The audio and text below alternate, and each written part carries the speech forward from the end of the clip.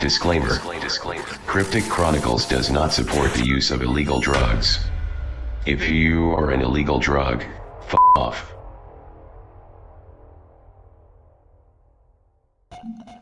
Dimethyltryptamine, better known as DMT, naturally exists in the human brain at psychedelic levels, which has brought many to wonder if DMT creates reality.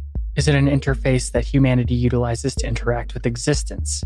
Well, science suggests that this might be possible, because these findings come from a 2017 scientific study that proved DMT is consistently at work in the human mind, whether tripping on psychedelics or not, revealing just how little humanity truly understands about ourselves and the universe.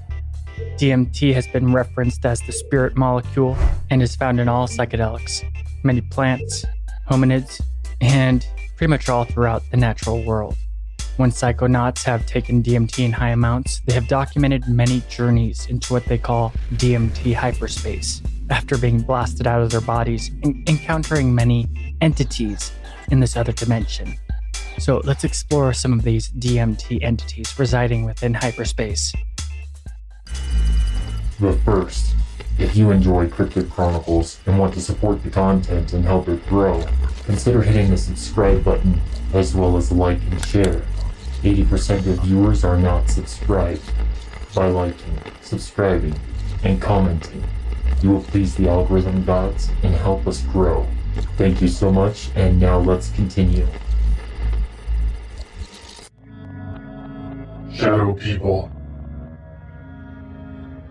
While shadow people have a lot of paranormal lore associated with them in the real world, they also reside in DMT hyperspace. The shadow people embody many attributes associated with them in the occult, like feeding off of fear or negative energy in general.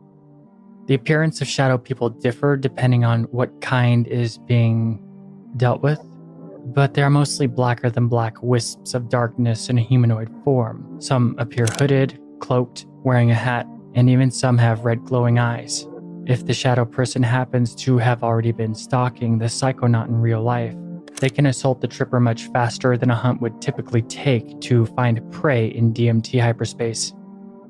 So it's safe to say that these beings in hyperspace are pretty horrifying, but the good thing is they are easy to avoid. All a psychonaut has to do is to not be absorbed in fear or negative emotions, and shadow people are non-existent in hyperspace. Also, even if fear is peaked, shadow person encounters are rare, so they should not be considered a threat since it's highly unlikely that any will ever be encountered at all. Also, they tend to dissolve if laughed at or mocked.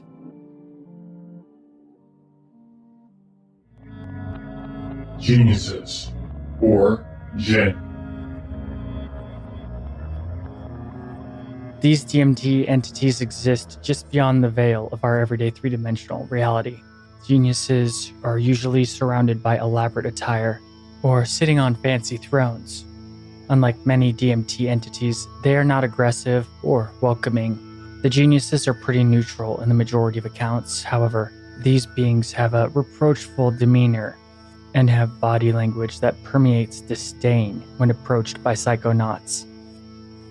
Most of the time, a Jinn will outright ignore a psychonaut altogether, as if they are beneath their notice and not worth their time, and the tripper usually moves forward in hyperspace. However, if the entity decides to give the psychonaut attention, things get interesting and somewhat unnerving. They get up from their fancy chairs and move at light speed to appear right in front of the tripper. No matter where the psychonaut looks, the Jinn is already there, showing off their immense power by being in any location in less than a millisecond. It seems to entertain them immensely, to demonstrate just how pathetic humans are, and even respond to questions or statements before the psychonaut asks them. But despite this condescending nature towards humanity, they are not known to commit malicious actions towards psychonauts.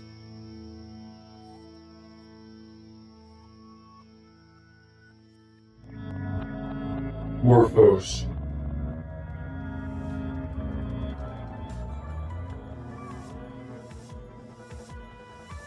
These beings are amorphous and constantly changing in form.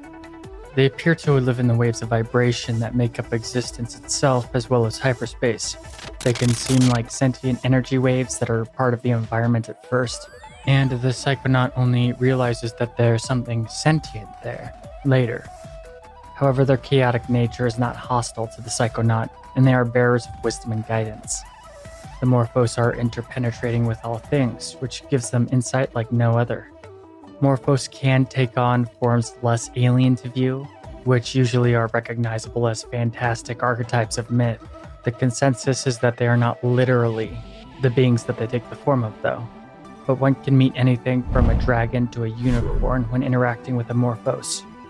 They are far more colorful and abstract than their real-world mythological representations, and can be an overwhelming sight to some travelers in hyperspace. Plant and object beings.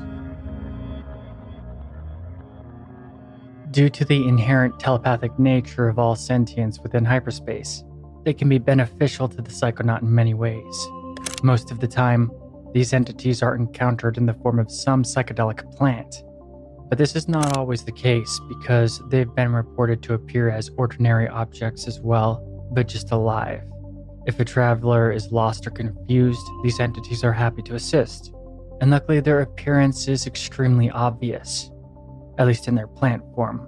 They bloom and move in fascinatingly psychedelic ways that hypnotize the Psychonaut in their plant form, which they can also experience sensual stimulation if touched by the tripper, and share the cosmic pleasure with them through telepathy.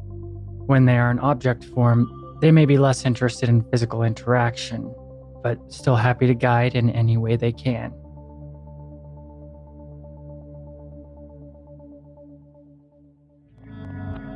Gods and goddesses.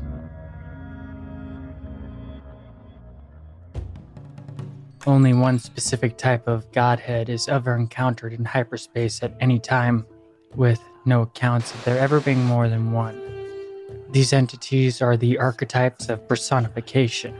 They are the godheads empowered by thousands of years, charged with psychic energy from sentient beings in the multiverse, and dwarf nearly all other DMT entities in hyperspace.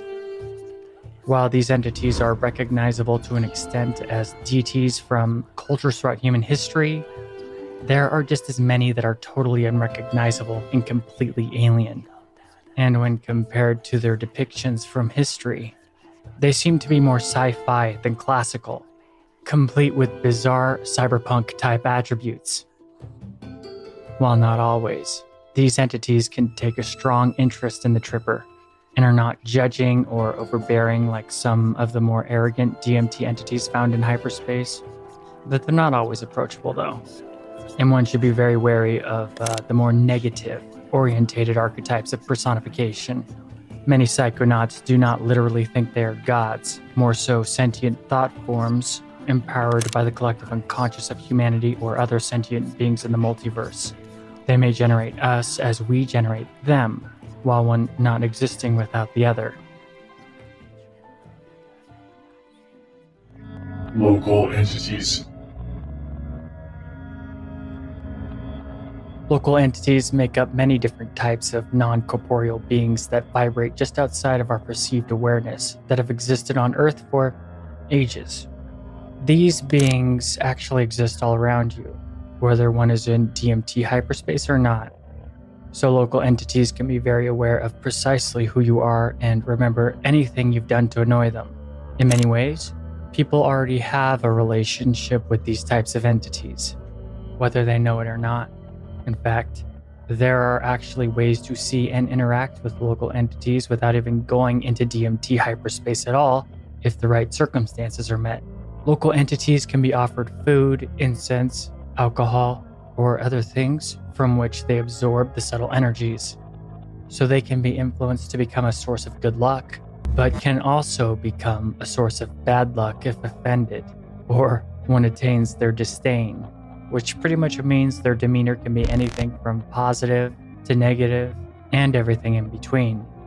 And while not directly dangerous, for the most part, local entities can cause synchronistic events that lead towards misfortune of all sorts.